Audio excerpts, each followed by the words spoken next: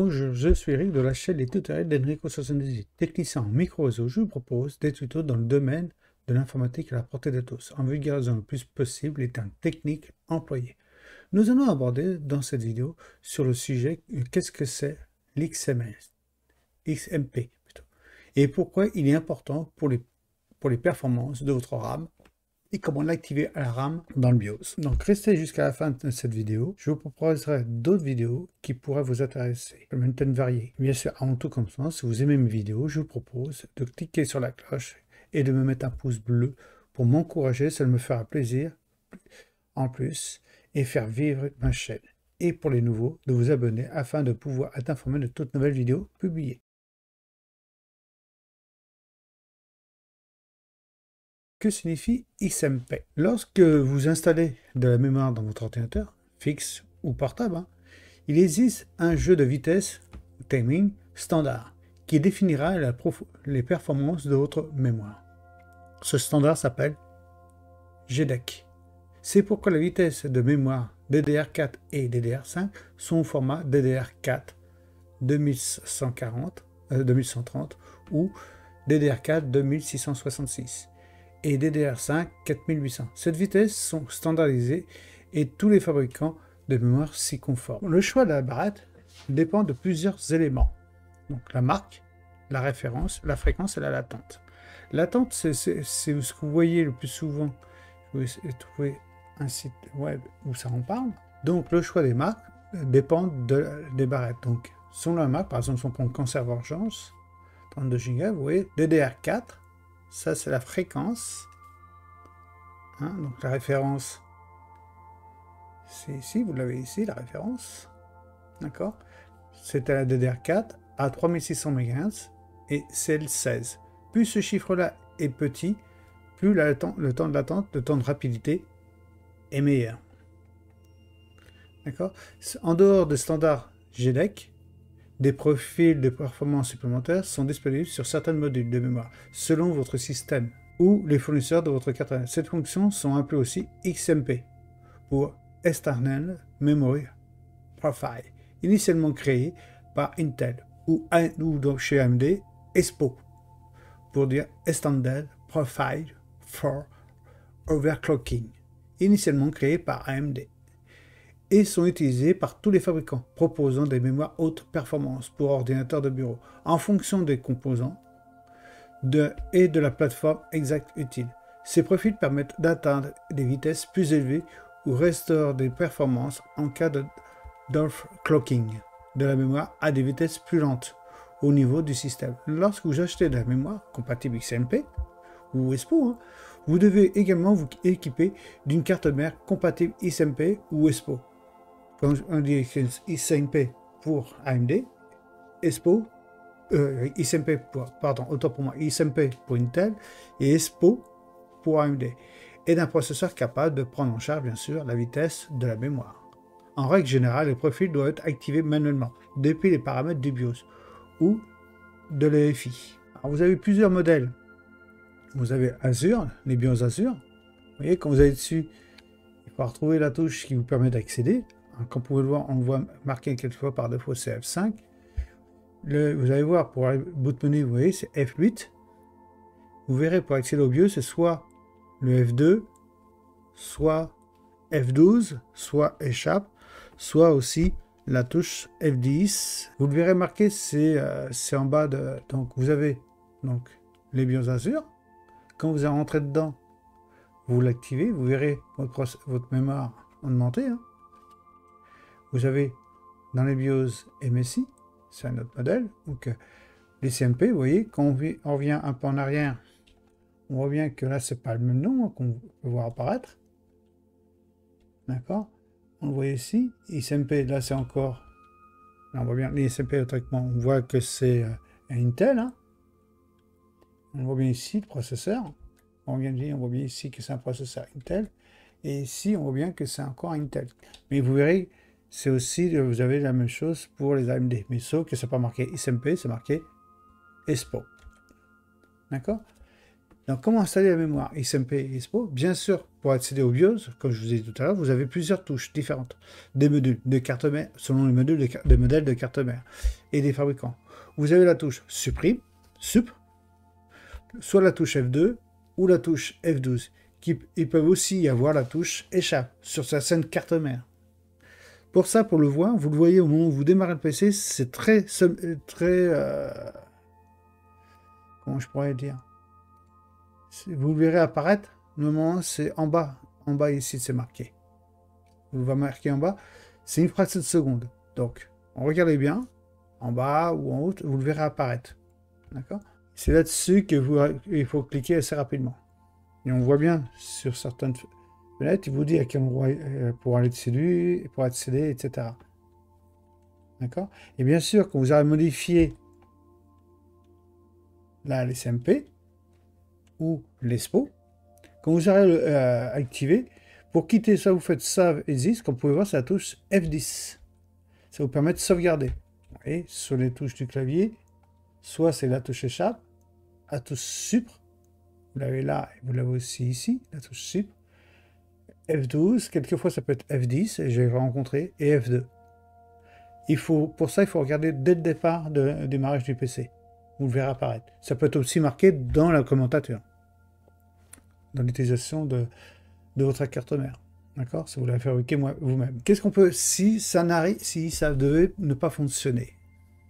Ça arrive, comment installer? Donc, si vous avez installé la mémoire, donc juste auparavant, si vous avez installé donc la mémoire XMP dans une carte mère non XMP ou des profils XMP et ESPO n'est pas activé, la mémoire fonctionnera alors selon les times JDEC de l'ordinateur. Donc, sans aucun problème, avec les compatibilités balistiques.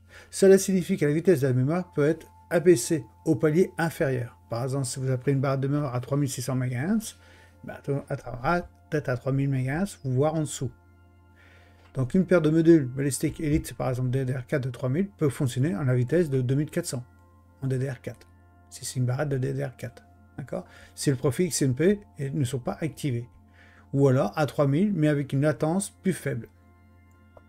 Donc, au lieu que ce soit 16, ça sera par exemple 18, 24 par exemple. Si vous avez installé de la mémoire XMP ou ESPO dans une carte mère, non XMP ou ESPO, ou que le profil XMP et ESPO n'est pas activé, la mémoire fonctionnera alors selon les timelines JEDEC de l'ordinateur avec des composants balistiques. Cela signifie que la vitesse de la mémoire peut être abaissée au palier inférieur.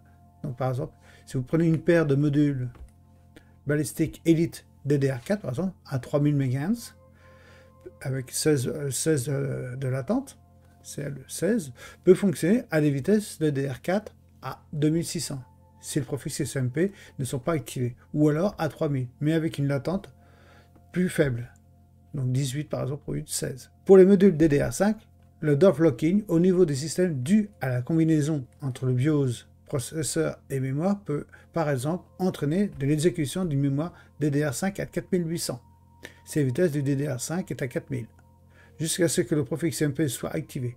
Mais ce n'est pas grave, car certaines mémoires est conçue pour fonctionner à de nombreuses vitesses différentes, même si votre mémoire n'indique pas la fréquence ou les timelines correspondants. Elle fonctionnera de toute même sans problème avec ces processeurs. Par exemple, je vous donne un autre exemple.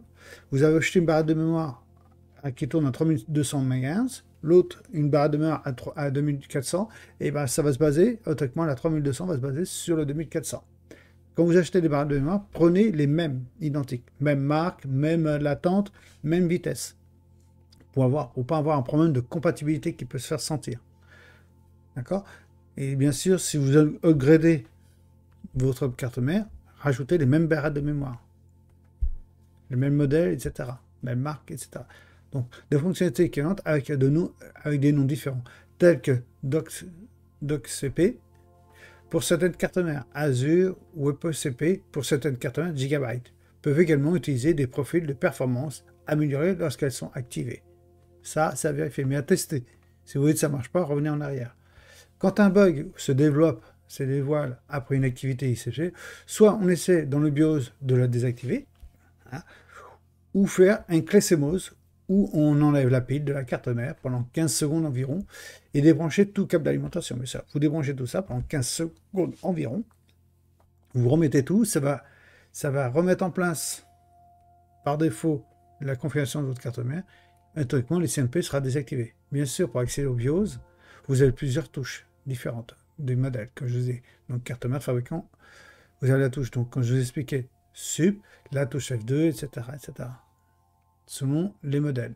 Donc, quand vous avez activé l'ICMP dans votre BIOS, il ne vous reste que d'enregistrer la modification. Et là, ce qui est génial plutôt, avec tous les fabricants, c'est que pour enregistrer ça, vous avez juste à faire une touche générique pour tous, qui se trouve la touche F10. Bien sûr, je vais vous donner, bien sûr, une liste de quelques dysfonctionnements courants lors de l'activation des CMP dans le BIOS, quel que soit le modèle de carte mère, etc., ainsi que les solutions possibles. Pour cela, on va les traiter un par un. Vous avez l'instabilité du système, après redémarrage. Donc, après l'activation du système, votre système peut devenir instable, se figer ou redémarrer de manière inappropriée. Donc, la solution, c'est d'essayer de désactiver les CMP et de redémarrer votre ordinateur pour voir si le problème persiste. Si le système redevient stable, il est probable que les CMP soient à cause du problème. Si le système reste, même avec la désactivation des CMP, vérifiez d'autres composants matériels comme l'alimentation ou le refroidissement. Vous avez aussi la troisième solution. Si le problème persiste uniquement avec les CMP activés, essayez de baisser la fréquence de la RAM, si c'est possible, ou de réduire les timelines pour trouver un compromis entre performance et stabilité. Timeline, c'est la temps d'attente. D'accord? Voilà, vous avez trois solutions si vous avez une instabilité du système. Pour un non-reconnaissance de l'ICMP par le BIOS. Alors, ça peut arriver. Certaines versions de BIOS peuvent ne pas reconnaître correctement l'ICMP ou ne pas offrir l'option pour l'activer. Quelle est la solution? Pour cela, vous vérifiez si une mise à jour du BIOS est disponible sur le site du fabricant de votre carte mère. Parfois, les mises à jour de BIOS peuvent ajouter la prise en charge des ICMP ou corriger des problèmes de compatibilité. Soit aussi, vous avez la deuxième solution, si aucune mise à jour BIOS n'est disponible, vous pouvez contacter le support technique du fabricant pour obtenir de l'aide ou des conseils supplémentaires en cas où. Pire des cas, ça sera de changer la carte mère, ça serait dommage.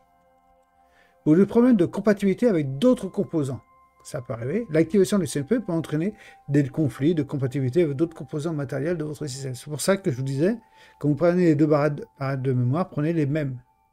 Même modèle, même marque, jamais prendre, par exemple, une Corsair et une Samsung. Prenez vraiment les mêmes. Donc, quelle est la solution que je vous apporte? Donc, c'est soit vous assurez-vous que tous les composants matériels sont compatibles avec les CMP et qu'ils fonctionnent correctement ensemble. Hein. Donc, vous pouvez voir sur l'Internet, etc. Soit la deuxième solution, c'est vérifier s'il existe des mises à jour des firmware ou des pilotes pour vos autres composants, comme le processeur, la carte mère ou la carte graphique. Et aussi la troisième solution, essayez de désactiver temporairement les CMP pour voir si le problème de compatibilité persiste. Si le système devient stable, mais avec la désactivation des CMP, vous devez peut-être ajouter manuellement les paramètres de la RAM pour éviter des conflits. Quatrième vous avez aussi quatrième problème que vous pouvez avoir, c'est la garantie. Problème d'activation des CMP pour potentiellement annuler la garantie de certains composants matériels, notamment la RAM. Alors, quelle est la solution? Je vous donne deux solutions. La première, consultez la garantie de vos composants matériels pour déterminer si l'activation des CMP annulera effectivement la garantie. Vous avez certains composants qui sont valables 5 ans, d'autres 2 ans, d'autres 1 an. Regardez bien quand vous avez acheté le matériel, si vous avez ces informations. Ou alors, deuxième solution, si vous êtes préoccupé par l'annulation de la garantie, vous pouvez choisir de ne pas activer les CMP ou de contacter le fabricant pour obtenir des clarifications sur les implications de garantie. Et vous verrez s'il prend en charge ou pas votre problème. D'accord? Et suivant donc ces solutions, suivant ces solutions, vous devriez être en mesure de résoudre la plupart des problèmes courants rencontrés dans l'activation de l'ICMP dans le BIOS. Je vous remercie d'avoir regardé cette vidéo. Si cela vous intéresse que je parle sur le même thème ou sur des sujets variés, sur d'autres sujets variés, dites-le moi dans les commentaires ci-dessous ou sur mon serveur Discord. Je me ferai un plaisir pour cela, de faire une ou des vidéos et pourquoi pas de développer le ou les sujets proposés. N'hésitez pas aussi, si vous avez aimé la vidéo, de cliquer sur la cloche et de me mettre un pouce bleu pour m'encourager, ça me fera plaisir et pourquoi pas de vous abonner à ma chaîne. Cela permettra de faire vivre ma chaîne. Et bien sûr, comme convenu, je vous propose d'autres vidéos sur les mêmes thèmes ou sur des thèmes différents qui pourraient vous intéresser. Pour cela, allez visiter mon site. Vous avez tout ça dans la description. Vous avez même la possibilité de rejoindre mon serveur Discord où vous trouverez les liens dans la description de cette vidéo et sur mon site bien sûr. Merci, au revoir, à une prochaine sur ma chaîne pour regarder d'autres vidéos ou sur mon site serveur web. Merci, au revoir.